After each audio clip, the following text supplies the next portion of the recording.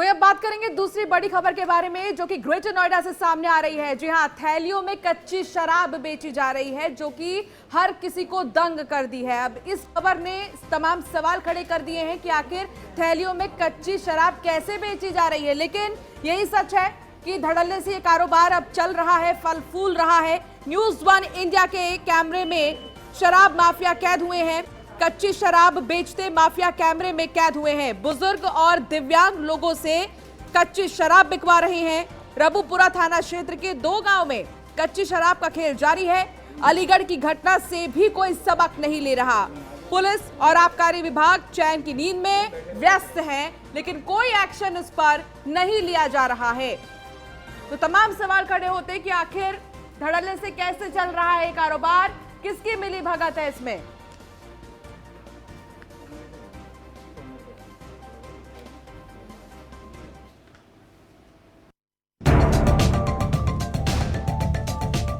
उत्तर प्रदेश में कच्ची और अवैध शराब का कारोबार थमने का नाम नहीं ले रहा है। एक तरफ अलीगढ़ में जहरीली शराब पीने की वजह से 100 से ज्यादा मौतें हुई, तो वहीं लगा कि शायद इन मौतों के बाद प्रदेश भर में प्रशासन अवैध, जहरीली और कच्ची शराब के कारोबार पर डंडा चलाएगी। और इसके लिए प्रशासन की ओर से दावे भी बखूबी किए जाते रहे हैं, लेकिन जमीनी हकीकत शायद कुछ और ही है।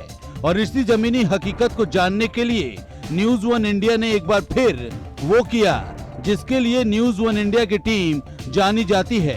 बिना डरे हमारी टीम पहुंच गई ग्रेटर नोएडा के रबुपुरा थाना इलाके के 2 गांवों में, जहां कच्ची शराब का काला खेल धड़ल्ले से खेला जा रहा है और कच्ची शराब को प्लास्टिक की पन्नी में पैक कर पौआ, अद्धा खुलेआम बेचा जा रहा है, जिसकी एक एक तस्वीर न्यूज़ 1 इंडिया के कैमरे में कैद है।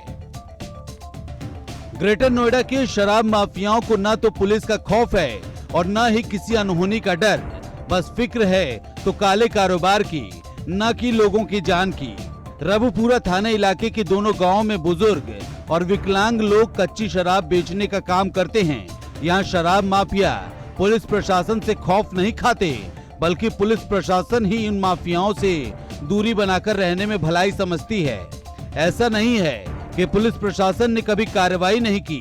पुलिस पहले भी गांव में घुसकर इन माफियाओं पर शिकंजा कसने की कोशिश कर चुकी है, लेकिन शराब माफियाओं के हमले के आगे कोई पुलिस वाला नहीं टिक सका। और अब तो जिला प्रशासन और आबकारी विभाग दोनों ही आंखें मूंदे बैठी है और फिर से शायद अलीगढ़ जैसे कांड का इंतजार किया जा रहा है। जब मौतें होंगी तभी प्रशासन का एक्शन देखने को मिलेगा। Bureau report, news 1 India.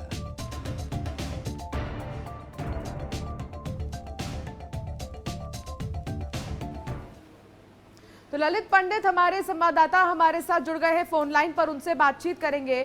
Lalit, धड़ल्ले से ये कारोबार चल रहा है कच्ची शराब का और कोई भी इसकी सुध नहीं ले रहा है, सब सो रहे हैं। पूरा मामला क्या है, सबसे पहले विस्तार से बताएं।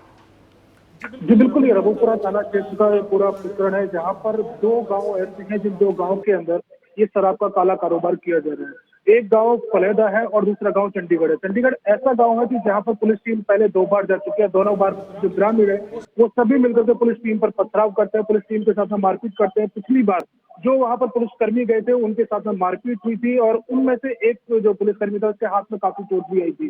ऐसा ही इसी वजह से ये देखा गया है कि अभी तक पुलिस टीम दोबारा यहाँ पर जाना नहीं चाहती है, जिसके चलते जो ग्रामीण है वो लगातार इस कारोबार में पूरी तरह से संलिप्त है। और आज की स्थिति ऐसी बन चुकी है कि वहां पर खुलेआम ये पूरा जो कच्ची शराब है उसका कारोबार कर रहे हैं।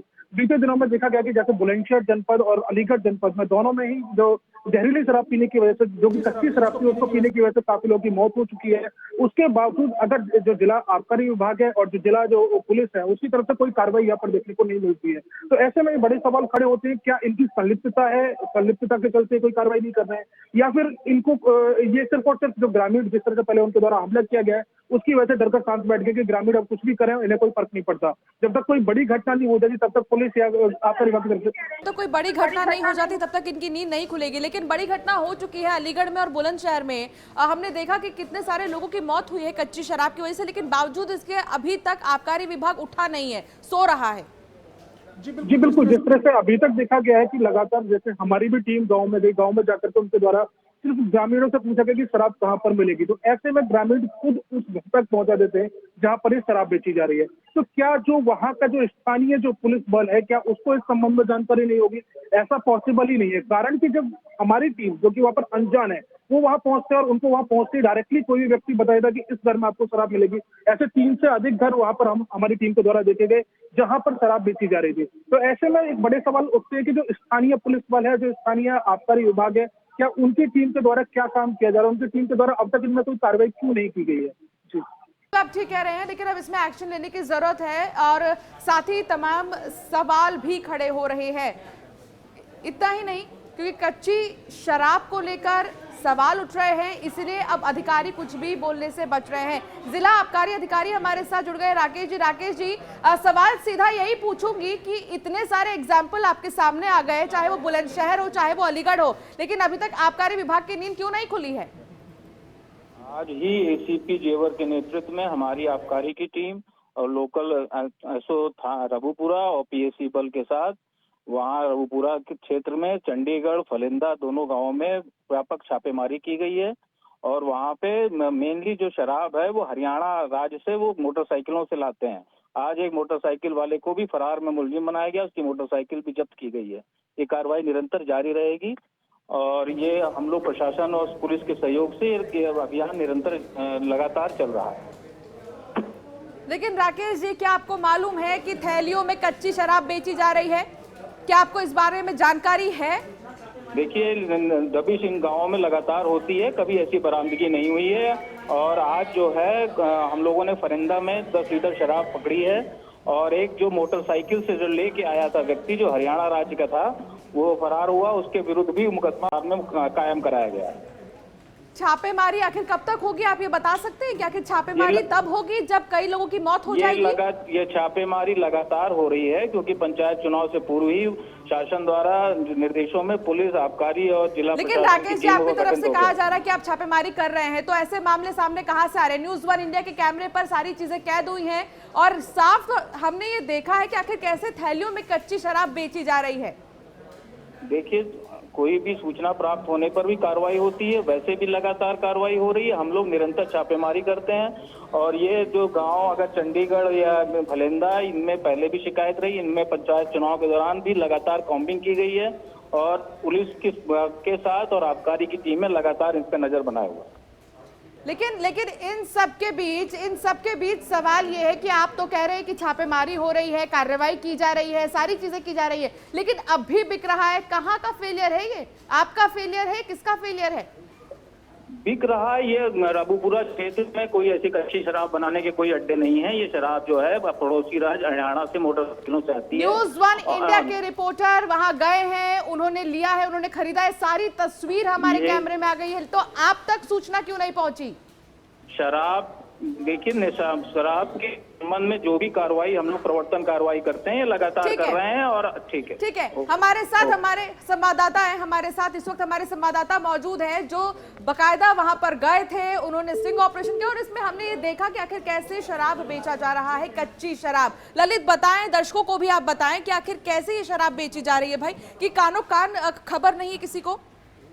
जी बिल्कुल, जैसा अभी मेरे हाथ में ये एक थैली है, ये जो अभी आज हमारी टीम ने वहां जाकर गांव में खरीदी है, ये वही थैली है जिसमें ये शराब बेची जा रही है। इसमें इस थैली की कीमत उनके द्वारा 120 रुपए बताई गई और इसी तरह की अन्य थैलियां भी मेरे पास में रखी हुई है।